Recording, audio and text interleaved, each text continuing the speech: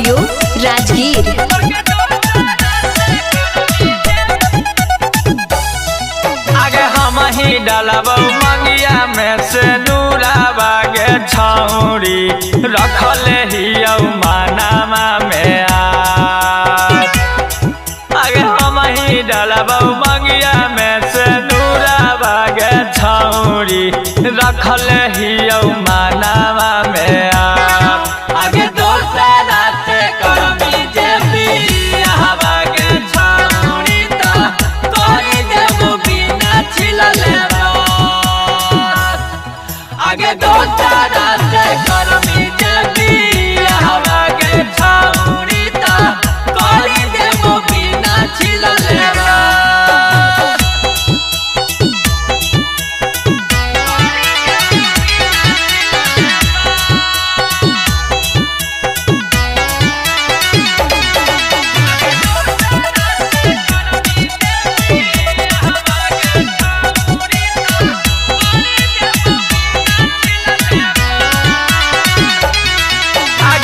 चक्कर में नहीं पढ़लियौ लिखलियौ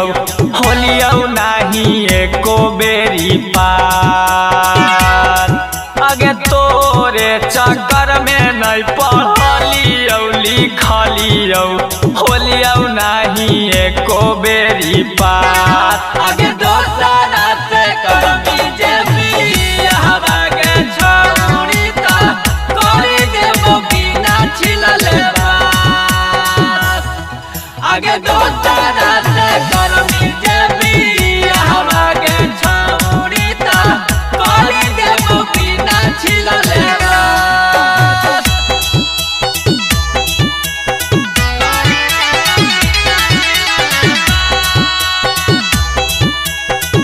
शिवांगी रिकॉर्डिंग स्टूडियो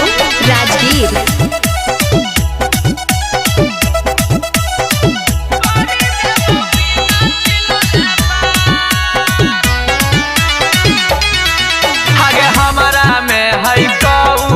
के कमी जे छौरी जाही परदीप परदेसिया के पास आगे हमरा में है कऊची के कमी जे छौरी जाही परदीप परदेसिया के पास आगे कुंदन बिहारी के छोड़मी त छौरी कर दे तो बिना छिलले आगे कुंदन बिहारी के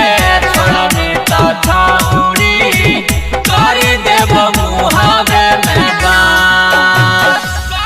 शिवांगी रिकॉर्डिंग स्टूडियो राजगीर।